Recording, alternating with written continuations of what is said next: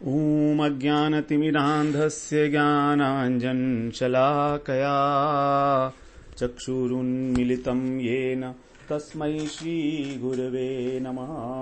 वाञ्छाकल्पतरुभ्यश्च कृपा सिन्धुभ्येव च पतितानां पावनेभ्यो वैष्णवेभ्यो नमो नमः।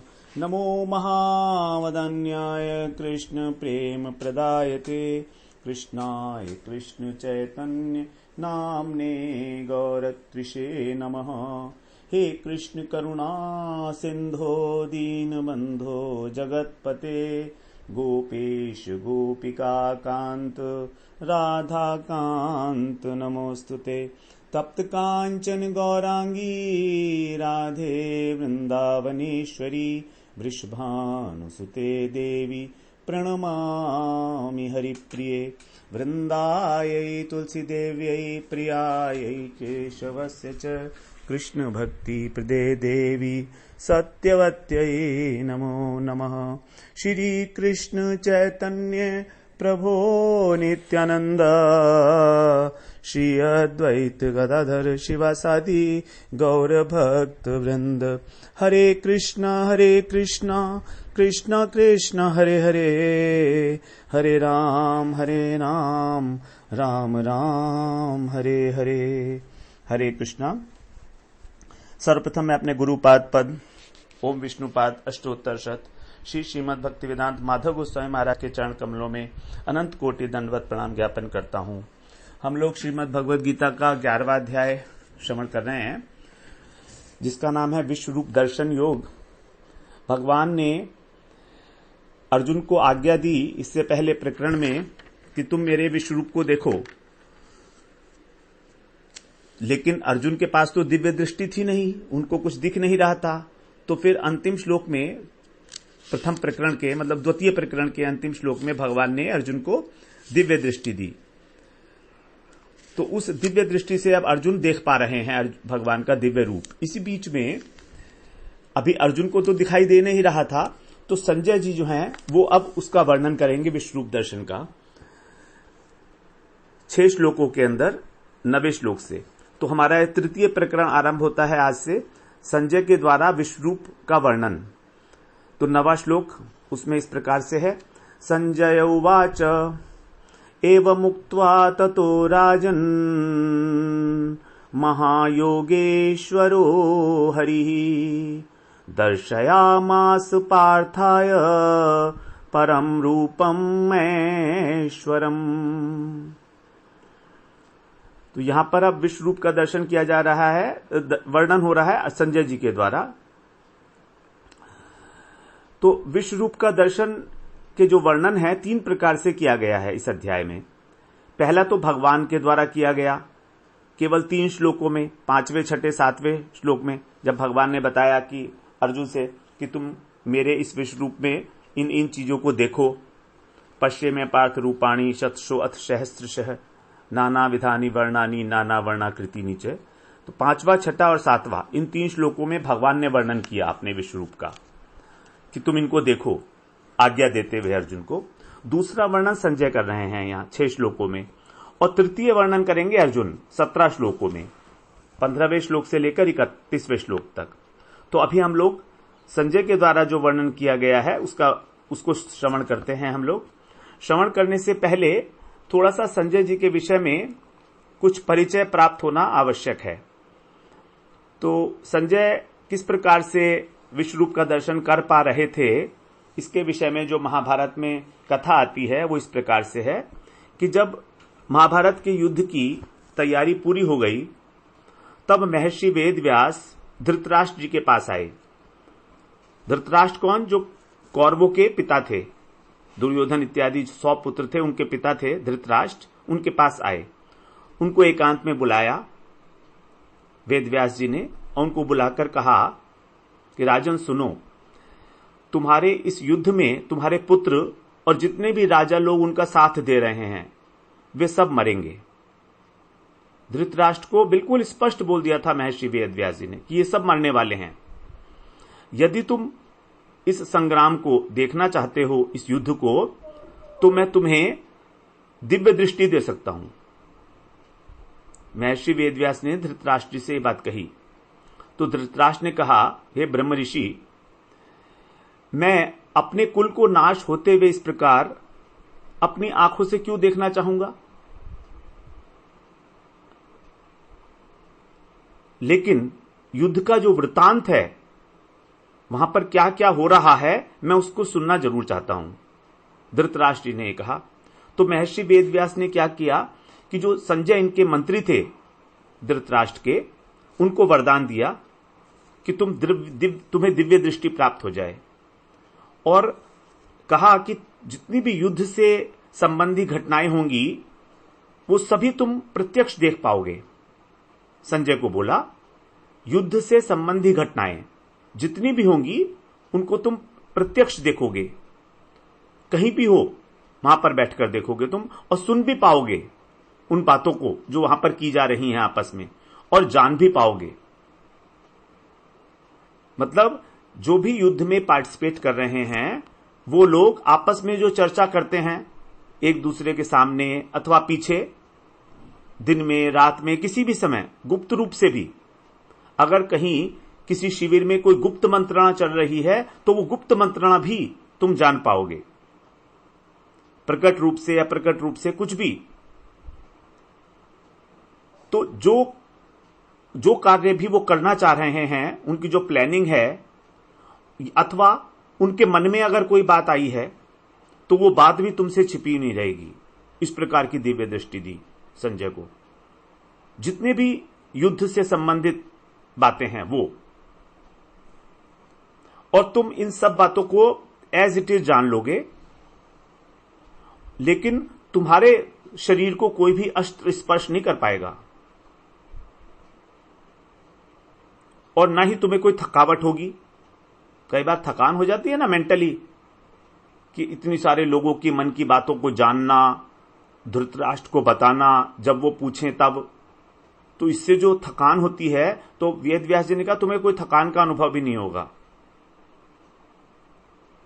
और ये युद्ध तो होना ही है, ये तो होगा ही होगा, इसको कोई टाल नहीं सकता। अब ये जो सर्वनाश है इसको कोई टाल नहीं सकता, क्योंकि भगवान का ये निश्चय हो चुका है।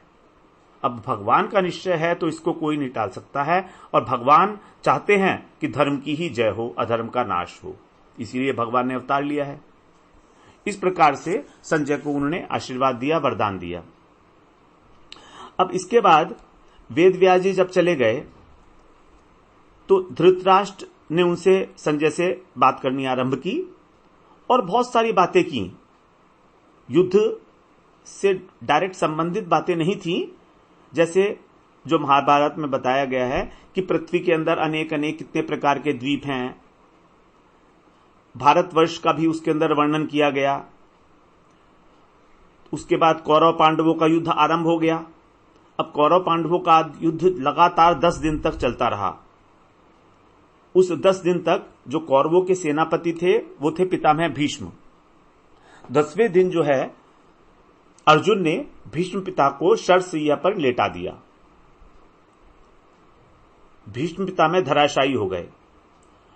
अब जब संजय ने ये वाला जो घटना है सुनाई धृतराष्ट्र को कि भीष्म पितामह जो हैं धराशायी हो गए हैं अर्जुन के बाणों से, भूमि पर गिर गए हैं, तो धृतराष्ट्र को बहुत दुख हुआ।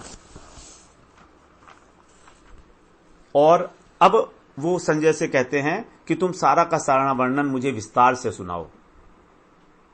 तब संजय ने उनको युद्ध के आरंभ से सारी बातें बतानी शुरू की। तो भगवत गीता जो आरंभ की गई, धर्म क्षेत्रे कुरुक्षेत्रे समवेता युयुत्सव, धृतराष्ट्र के वचनों से, ये 10वें दिन प्रश्न पूछा था धृतराष्ट्र ने संजय से। उसी के उत्तर में सारी भगवत गीता सुनाई गई संजय के द्वारा धृतराष्ट्र जी को। तो आरंभ में ही किस प्रकार की दोनों की व्यूह रचना हुई, किस प्रकार के शंखनाद हुआ, ये सारी बातें जो पहले अध्याय में हम लोग श्रवण कराए हैं, तो वो सारी बातें बताई आरंभ से अंत तक विस्तार के साथ। तो 10वें दिन तक की सारी घटनाएं बताई उन्होंने। तो गीता का जहां से प्रारंभ होता है वो है हमारा महाभारत के अंदर भीष्म पर्व। ये भीष्म पर्व हमारा 25वां अध्याय है भीष्म पर्व का, महाभारत गीता जो है, और यही से 18 अध्याय चलते हैं हमारे। तो अर्थात 25वें से लेकर और 42वें अध्याय तक भगवत गीता चलती है, क्योंकि 18 अध्याय हो जाते हैं ना 25 से लेकर 42 तक। तो इस प्रकार से वेद व्यास जी के वरदान से ही संजय को शक्ति प्राप्त हुई थी ये। और संजय मंत्री थे धृतराष्ट्र के। महाभारत में इनके पिताजी का नाम बताया गया है गालव। इनको गालव नंदन के नाम से भी संबोधित किया गया है महाभारत में। तो जितनी भी ये गीता है हमारी, ये सब संजय जी की वाणी है। मतलब इसमें अर्जुन ने जो बात कही, भगवान ने जो बात कही, वो सब धृतराष्ट्र को सुना रहे हैं। कृष्ण अर्जुन संवाद जो है उसको बता रहे हैं। तो ये सब व्यास जी की कृपा से ही हुआ है, संजय के मुख से हमको प्राप्त हुई है। संजय ने ये बात स्वयं एक्नॉलेज की है 18वें अध्याय में 75वें श्लोक में। कह रहे हैं, व्यास प्रसादात श्रुतवान एतद गुह्यम अहम परम। व्यास जी की कृपा से ही मैं इस घटना को सुन पाया हूं, जो परम गुह्य घटना है।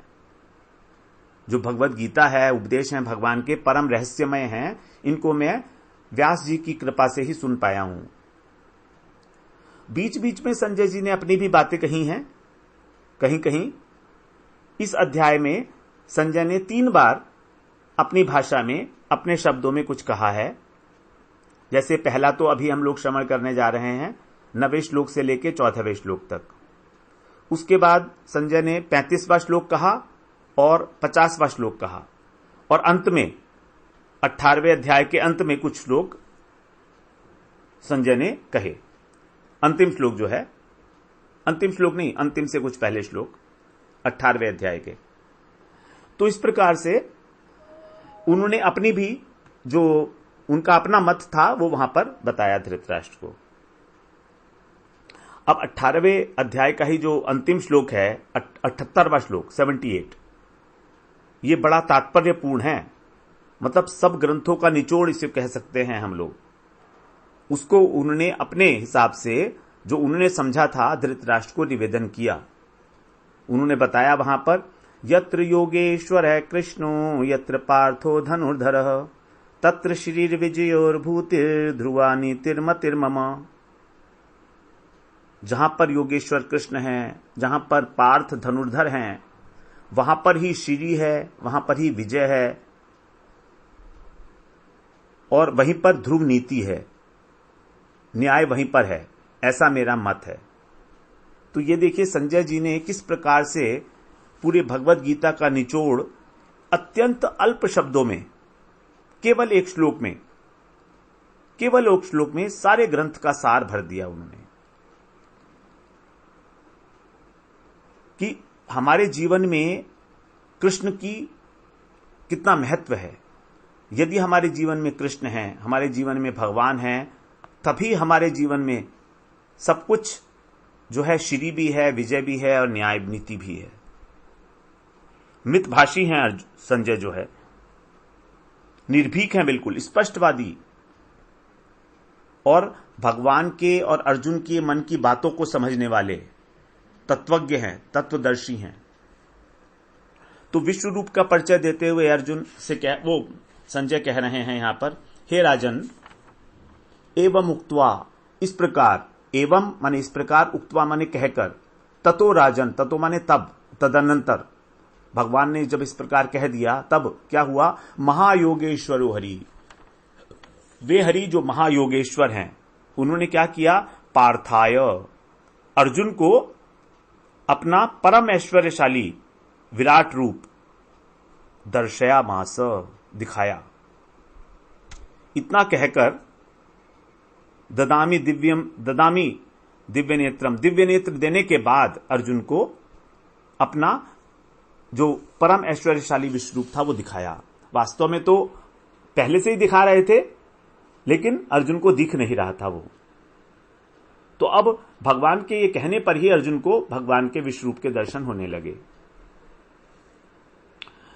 एवं उक्त्वा, एवं उक्त्वा मतलब 8वें श्लोक में जो भगवान ने कहा था कि तू अपने चर्म चक्षुओं से इस विराट रूप को नहीं देख सकता, इसलिए मैं तुझे दिव्य चक्षु देता हूं। तो उसी का संकेत कर रहे हैं भगवान संजय यहां पर एवं उक्त्वा, इस प्रकार कहकर। अब भगवान के लिए दो संबोधन आए यहां, महायोगेश्वरो हरि। महायोगेश्वर का मतलब जो महान है और जो सभी योगियों के ईश्वर हैं, स्वामी हैं, सभी योगों के,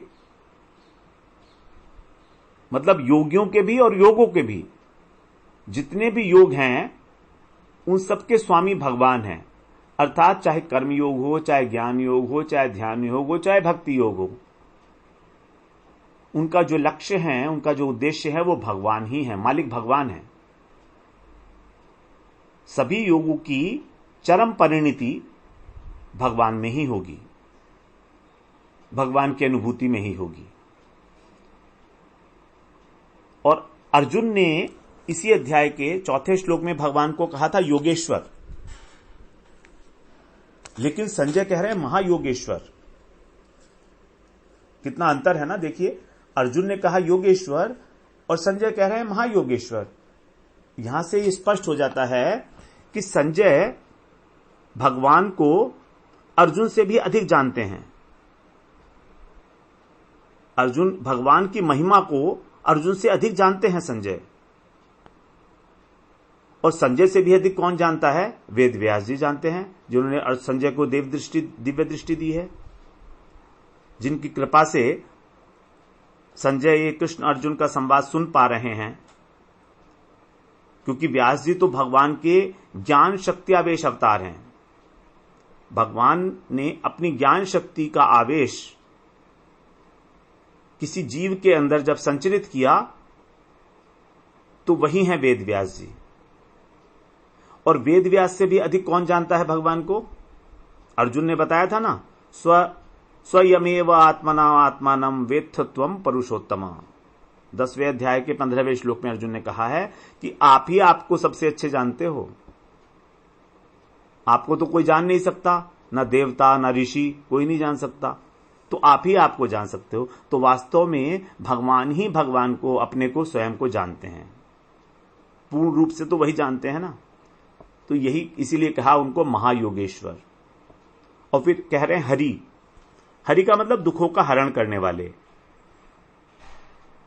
अब भगवान यहां पर मोह का हरण करने वाले। अब यहां पर अर्जुन जो है मोहित है ना, दुखी हैं, आर्त हैं, इसीलिए भगवान यहां पर अर्जुन के मोह का, दुख का हरण करने वाले हैं। तो इस प्रकार के जो संबोधन संजय जी ने प्रयोग किए भगवान के लिए, वो इसीलिए कहे कि ये भगवान, ये कृष्ण, ये कोई साधारण मनुष्य नहीं है। धृतराष्ट्र को इस बात का एहसास दिलाना चाहते हैं संजय कि ये स्वयं पुरुषोत्तम भगवान हैं। अर्जुन ने तो इनकी स्तुति की पुरुषोत्तम भगवान के रूप में, भगवान ने स्वयं भी ये बात कही, लेकिन अब संजय भी उसी बात पर दृढ़ है। उन्हीं की बात का जो है अनुमोदन करते हुए कह रहे हैं कि ये महायोगेश्वर हरि हैं साक्षात। और जो अर्जुन को इन्होंने अपना विराट रूप दिखाया, जिसका मैं वर्णन कर रहा हूं, ये बड़े बड़े योगेश्वर भी नहीं दिखा सकते हैं कोई। इसको केवल एकमात्र भगवान ही दिखा सकते हैं। यदि कोई योगी अपनी योग क्षमता का, योग सामर्थ्य का उपयोग करके इस प्रकार का रूप दिखाना चाहे तो कह रहे हैं नहीं दिखा सकता, क्योंकि वो महान योगेश्वर नहीं है। भगवान महायोगेश्वर है। शिवजी को भी योगेश्वर कहा गया है, योगियों के ईश्वर हैं शिवजी भी।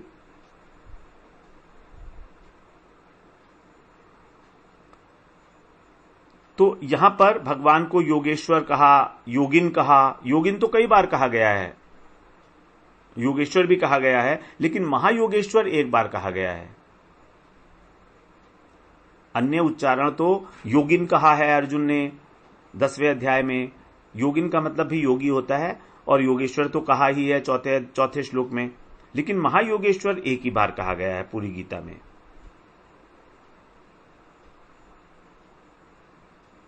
क्योंकि उनका जो ये रूप है, विराट रूप, ये भी तो महाऐश्वर्यशाली है ना।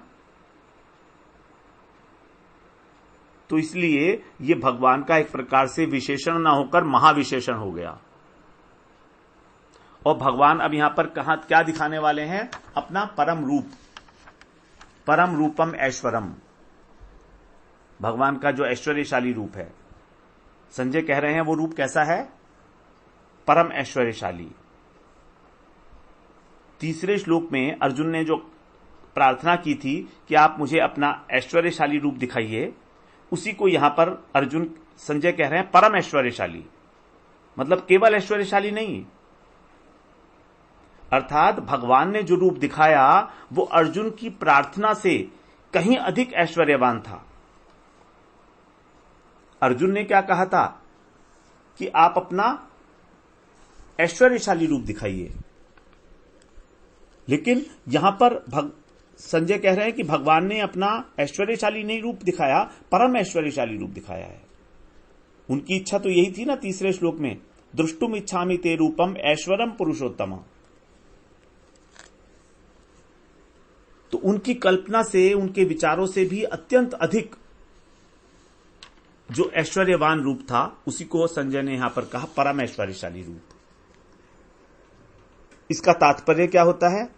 इसका तात्पर्य भी यही बनता है कि यदि भक्त भगवान की ओर थोड़ी सी भी रुचि ले, अगर उसकी किसी प्रकार से थोड़ी सी भी रुचि जागृत हो जाए, थोड़ी सी भी, तो भगवान तो मानो अपनी कृपा का भंडार ही खोल देते हैं।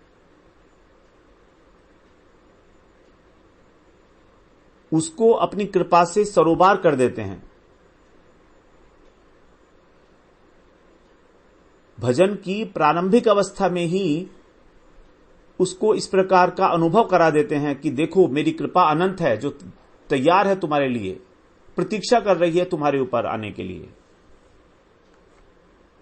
लेकिन तुम एक बार मुझे अपना कहकर तो देखो, एक बार तुम मुझे मान लो कि मैं तुम्हारा हूं। यदि तुम एक बार भी कहोगे तो मैं अपनी कृपा का भंडार खोल दूंगा, तुमको निर्भय कर दूंगा। यही तात्पर्य बनता है यहां पर इस प्रकार से महाऐश्वर्यशाली रूप दिखाने का। भगवान से जितना मांगा जाता है वो उतना नहीं देते हैं, उससे कई कई गुना अधिक देते हैं, जो हमारे चिंतन में आ ही नहीं सकता। तो भगवान के रूप के दो विशेषण हो गए, परम और ऐश्वर्य। परम का अर्थ क्या होता है? जो श्रेष्ठ है, जो अलौकिक है, और ऐश्वर्य का मतलब जिसमें ईश्वरीय गुण है, ईश्वरीय प्रभाव है, तेज है, दिव्य शक्ति संपन्न है। तो इस प्रकार भगवान ने अपना दिव्य सर्वश्रेष्ठ परम तेजोमय रूप दिखाया है। आगे बताएंगे भगवान कि कितना तेजोमय है, ये स्वयं बता रहे हैं इसमें भगवान। 11वें अध्याय में यही बात इंपॉर्टेंट है कि अर्जुन तो देख ही रहे हैं, लेकिन भगवान स्वयं भी अपने रूप का वर्णन कर रहे हैं। भगवान का जो रूप है ये पांच भौतिक नहीं है, साधारण पांच पंचभूतों से बना हुआ,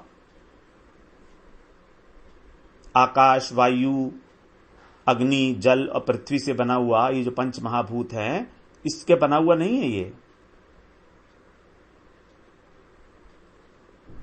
अपना प्रभाव बताने के लिए, अपना ऐश्वर्य दिखाने के लिए, समझाने के लिए भगवान ने इस विश्व रूप को प्रकट किया अर्जुन की प्रार्थना पर। और भगवान ने इतना अद्भुत रूप दिखाया, इतना अलौकिक था कि अर्जुन जैसे धैर्यशाली व्यक्ति, शूरवीर, क्योंकि अर्जुन एक साधारण व्यक्ति तो है नहीं, स्वर्ग में जाकर इन्होंने राक्षसों का भी वध किया था इंद्र के कहने पर।